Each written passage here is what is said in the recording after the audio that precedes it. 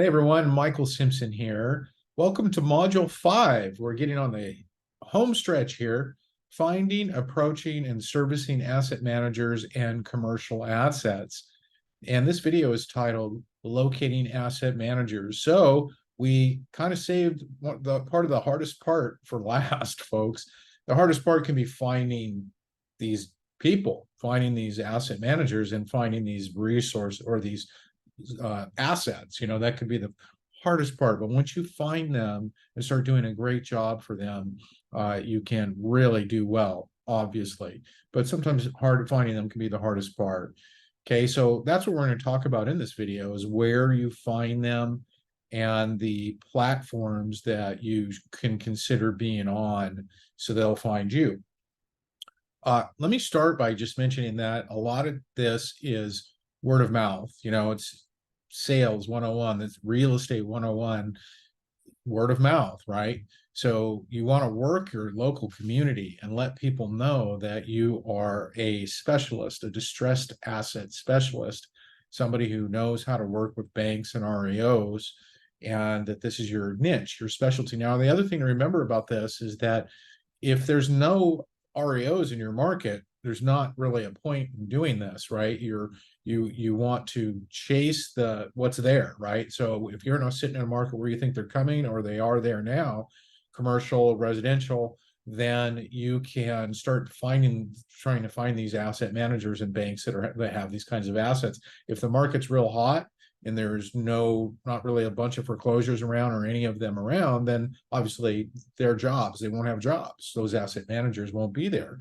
Okay, so keep that in mind. They come and go based on the markets, which is why it's good and it's bad. It's good because it means that nobody can get established a relationship forever, long term, and it's bad because you can get established with a relationship and then that relationship can go away and then they go on to something else and somebody else takes their spot.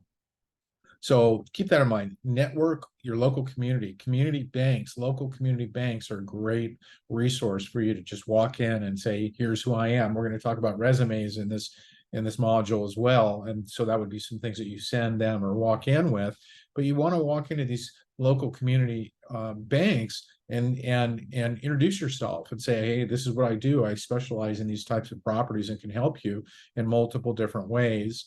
And your local community banks are great resources because they don't have the big resources that a lot of the big banks have. So they really need help in a lot of cases.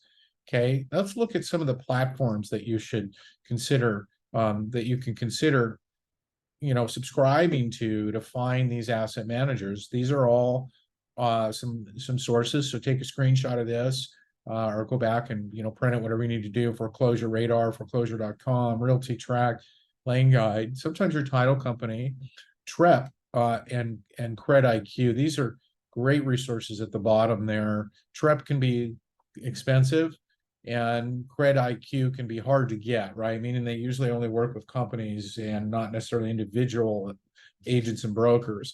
But check those out. Go, pull them up and do some research. Those are great resources for you.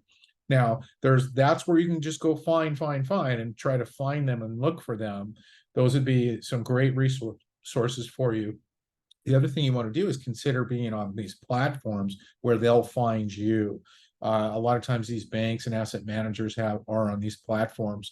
The other thing you can do real quick is you can kind of see what platforms others are doing well on. I network a lot with your other commercial REO and REO agents and brokers across the country so we can pass referrals along and network what's working for you, what's not working for you. So that's a good idea, a good thing to do. Nothing's free. Most have a fee or some sort of membership that is required that you be on, unfortunately. But here's the big ones. Here's the main ones, ResNet, Keystone, Pyramid, Equator, 24 Assets, Acceleras. You've just got to kind of go and subscribe and be on these platforms. There's entities out there that you can also affiliate with on NADP, 5-Star, NCREA. You can pull those up. I'm also going to talk about those on the networking portion of this module that we're doing here. But I wanted to mention it here as well because these are platforms. These are subscriptions that you can, memberships that you can join, and you can be a part of these communities where you're networking and on their platforms with your profile and things like that. NCRA, that's obviously us. We have a 3-day class that we do that I'll mention at the end here that you can participate in. Now that you've got a little taste of this, we've got 3 full days, and it's recorded, and we also have a live versions that we do where we give you designations. So obviously any kind of designation that you have is going to help you as well. Okay, so those are the main platforms, and those are the sources that we use to find a lot of these banks and asset managers. If remember, an asset manager is somebody who is assigned to the bank, is hired by the bank to dispose and liquidate their assets. So that's what that asset manager is. And sometimes it's just a banker, it's a lender, it's the REO department, foreclosure department, workout department. There's no one-stop shop, one way of doing this. But just so you kind of know what that term means. All right. So on the next video, we're going to start talking about your resume. Really cool stuff coming up. So thanks for watching, everybody, and make it a great day.